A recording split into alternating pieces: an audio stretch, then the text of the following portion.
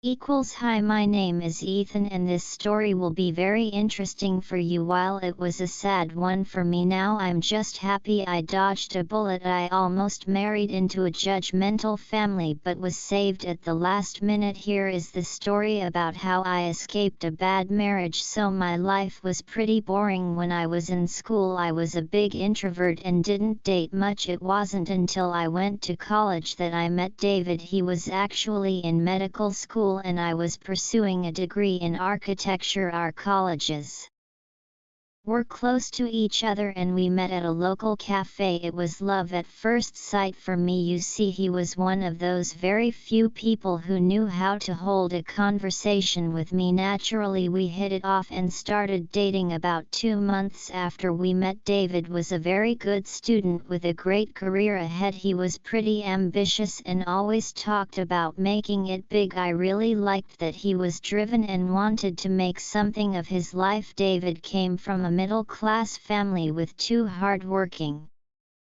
parents. I could see that we had a lot in common, so it was easy to be with him. However, I never realized that David was actually a pretty judgmental person, and it became evident when I introduced him to my family. My father Diane was hosting Christmas alone because my mom had to be out of state for work, so I invited David over to celebrate together. I was super excited to introduce him to my dad, but things didn't go well when they met. Initially things were okay, but during dinner Brooke started acting strangely. Diane, your daughter is an amazing woman, David said, smiling. I'm so happy to have found her. If you hadn't funded her college education, I may have missed out on meeting her, he added. Oh, I didn't fund her college, David. I'm a plumber and college money can be a lot. My little girl is talented and she landed scholarships right off the bat, Dad replied, his tone casual. I'm sorry, I don't understand, Brooke stammered. You're a plumber, but you live in such a good house. He was genuinely surprised. That's mostly my wife's doing, Dad explained. This was part of her inheritance. Plumbing is hard work and it rarely pays enough to buy a house like this, but it's honest work, my father added. Brooke seemed unsettled. It must be hard earning so little and supporting your family. You're a good role model for Ethan, he uttered. Yes, I get a lot of inspiration from Dad. He works very hard to take care of me, I added, feeling the tension in the room. David gave me a weird look and quickly changed the subject. The rest of the evening felt strange. After dinner, when David saw that I had gifted Dad a brand new iPhone, he seemed even more surprised. He didn't comment on it, but I could see it bothered him. After David left, my dad shared his first impression of the meeting. I have a feeling David didn't like me very much. I guess he thought you had rich parent, he summarized. I never gave him that idea, I replied, confused. I don't know why he was so surprised. I'll talk to him about his behavior, I assured my father. You don't have to mess up your relationship because of me, Dad said gently. You hardly date anyway, and I'm glad you found someone who loves you as long as he treats you right. I don't mind if he looks down on me, he concluded. That's my dad for you. He values our happiness over everything, even his pride. But I was furious on his behalf and knew I had to talk to David before I could. However, David invited me to meet his family who lived in a different city. I hoped it would go better than the dinner with my dad. When I arrived at David's house, it became clear right away that his family was uncomfortable around me. His father Tom tried to be friendly, but his mother Lily was outright hostile. She barely smiled and avoided eye contact. David was his usual self, though I could feel him getting tense. At dinner, Lily turned to me with a sharp smile. So I heard you're a plumber's daughter, she began. Yes, I responded, trying to stay calm. My father has his own plumbing business and he's been doing this job for a While how sad for you, she continued, her tone dripping with disdain. It must be hard living with such a loser father. I don't understand how people who don't work hard end up having families they can't even feed. David's mother concluded. I felt my face flush with anger. Excuse me, my father works very hard and we have a decent life. I don't consider my dad a loser, I retorted. Lily, that was rude, Tom interjected. You can't say things like that. Ethan is a guest. Lily shrugged indifferent. Well, it's the truth. David shifted uncomfortably. Mom, Ethan's a great girl and she has a good career. She's not beneath me at all, he added. Lily scoffed. I don't know where my son picked up this trash. Don't you know better than to beneath you? I couldn't stay quiet any longer. Lily, I know your son is going to be a successful doctor, but that's not what makes relationships work. Respect is what matters, I stated to her. Lily's eyes flashed. Let's not talk about the poor decisions your mother made in life, she snapped. My son deserves more. That's enough, Tom said sternly. You need to apologize to Ethan. But Lily never apologized. She stayed silent for the rest of the night. Though the damage was done, I tried to salvage the evening by talking with Tom, but the mood was ruined and Lily's cold looks didn't help. When I got back home, I told David not to contact me for a while. His family's behavior had really thrown me off, especially Lily's. David didn't discourage her nasty comments about my dad, and that hurt. A few days later, David and I met at our usual cafe to talk. I took a deep breath and said, David, I've had a lot on my mind. I don't like the way you and your mom talked about my dad. It was downright disrespectful. Brooke sighed. Ethan, I'm sorry. My mom is just old-fashioned. She has issues with family status. She knows I'm serious about you, so she's just looking out for me, he tried to explain. I get that, David, but you never defended my dad. You were rude to him too when you came over. He looked uncomfortable. I was just surprised. Ethan, I thought you came from a better family, and your dad being a plumber caught me off guard. He excused himself. My family is great, I said firmly. If you're going to be judgmental about that, it's better to end things here. David looked shocked. No, please, he said quickly. I'm really sorry. I'll try to be better. Don't end this over a misunderstanding. Despite being furious, I could see he was genuinely willing to try, so I gave him another chance.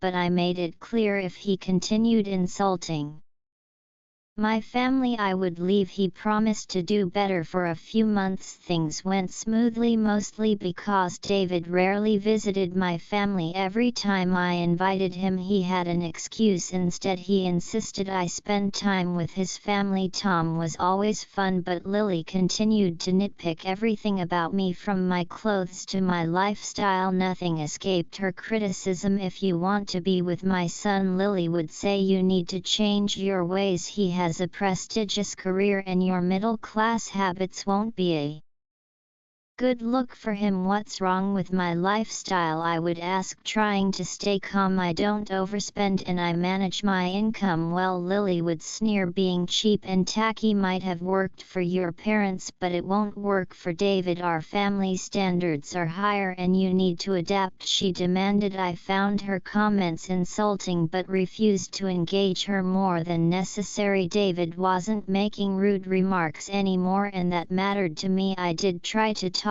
to him about Lily's behavior, but he always said I can't control what my mom thinks. I understood his point, so I didn't push further. David never met my mom. He always had a busy schedule, and things got worse after he became a doctor. While he made time for me, traveling to meet my family was apparently too much for him. I tried to be supportive since I knew he had a stressful job. 3 years later, David proposed to me. He was working as a doctor, earning well, and I was satisfied with my job as an architect. We were both ready for marriage when he proposed. I was over the moon. The ring was perfect and I couldn't say anything other than yes. However, the worst was yet to come when I called my parents and informed them about the proposal. They were pretty happy for me. My mom even said it's time to welcome him into the family with a big dinner. However, his family had a very different reaction. I was there when he called them. Mom, Dad were engaged, David announced, his voice full of excitement. I proposed to her yesterday and she said yes. His dad, Tom,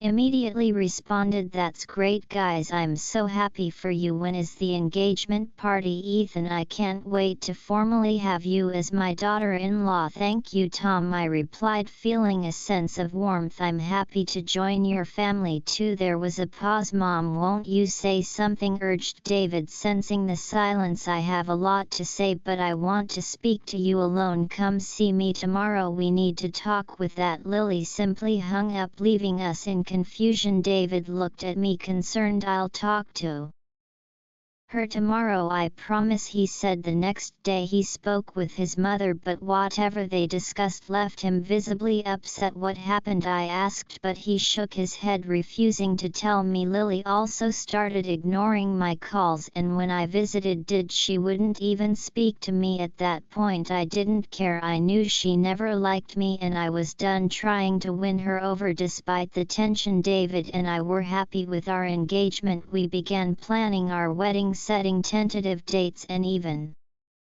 discussing the venue. David had just gotten an amazing job at a big hospital in my city. He was excited about the move and the fact that the new position offered him a 60% salary increase. We were both thrilled, but before we could even set a wedding date, David called me one day. "Ethan, we need to talk," he said, his voice unusually serious. I was nervous, having never heard him sound like that before. When we met, he looked distraught. "I'm so sorry, Ethan," he began. "I don't think I can be with you. We need to end the engagement." I was stunned. "What, David? Have you lost your mind? What the hell happened? What did I do?" I exclaimed, my nerves on edge. "You didn't do anything," he said, avoiding my eyes. "It's just that we're not compatible anymore. I do love you, but I think this is for the best." He tried to justify himself. "Not compatible? We were doing fine. What are you not telling me?" I demanded, my heart racing. "Don't push it, Ethan. I don't want to upset you anymore," he said, his tone soft but final. "It's not your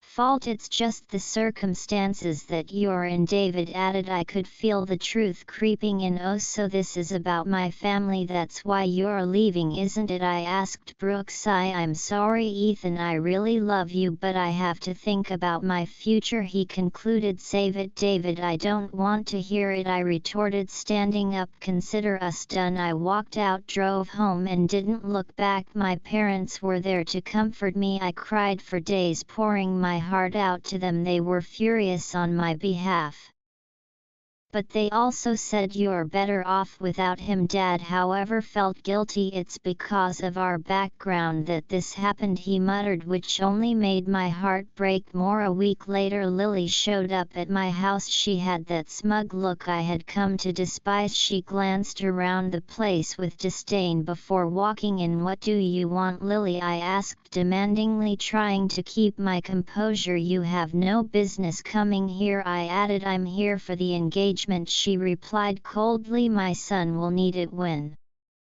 he proposes to a better woman. Give it back." "He could have told me," I responded, feeling the anger rise. "I would have dropped it off at your house." "Why are you here?" Lily smirked. "I wanted to see you one last time. You see, your parents didn't teach you well. It was pretty ambitious of you to try and be a doctor's wife. My son is successful now. He needs more than a plumber's daughter as his wife, so I called him and put some sense into him," she stated. "So that's why he broke it off with me," I uttered, feeling My heart tightened. You think he's too good for a plumber's daughter? I asked her. Of course, she said proudly. I made him do it. He was so blinded by you that he was ready to set aside his standards. I had to make him see reason. He's set to become even more famous by joining the new hospital. You're just not good enough for him anymore. She smirked. I took a deep breath, steadying myself. I understand that, Lily. I'm okay with what he's done. I don't need a judgmental and immature partner anyway. I hope he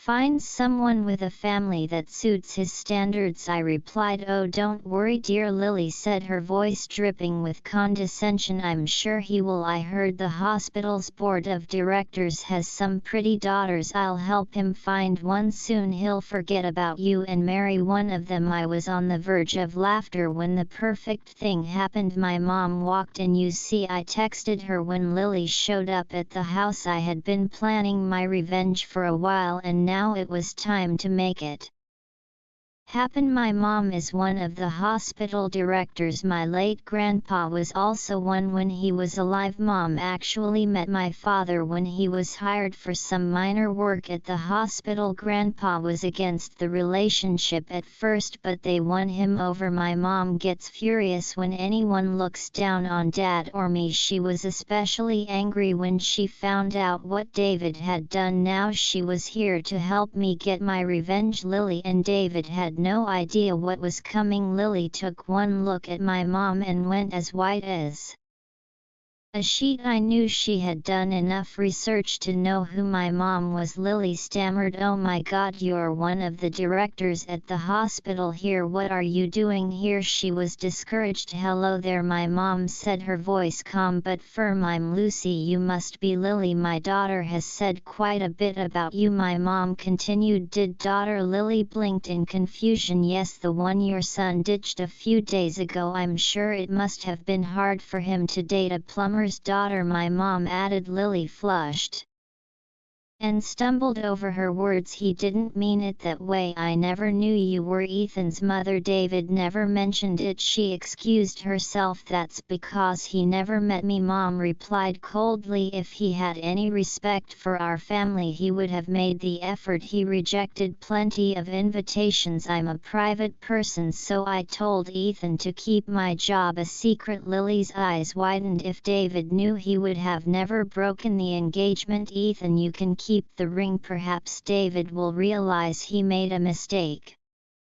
She began to backpedal. You mean you will tell him that now I'm perfect for him? Then he'll try to make things right and I will take him back. I don't think my plumber father will allow that. I cut in, shaking my head. Don't be so harsh. Lily was almost pleading. David was being stupid. You can forgive him. You do love him, right? I'm sure you can overlook it. She kept coaxing. There's no need for that. My daughter is better off without a judgmental fool like him. By the way, it's good we met. I need you to pass a message to your son. Mom spoke up, her tone icy. Lily looked nervous. What message? She asked. Tell him the hospital is resending the job offer. He can look for employment elsewhere. My mother concluded. Lily's face crumpled in panic. No, please don't do this. David is a great doctor. He'll be an asset to your hospital, she begged. Mom shook her head. David might be a great doctor, but he's a terrible person. We don't hire judgmental and greedy people. He knows we have a morality clause. There's no way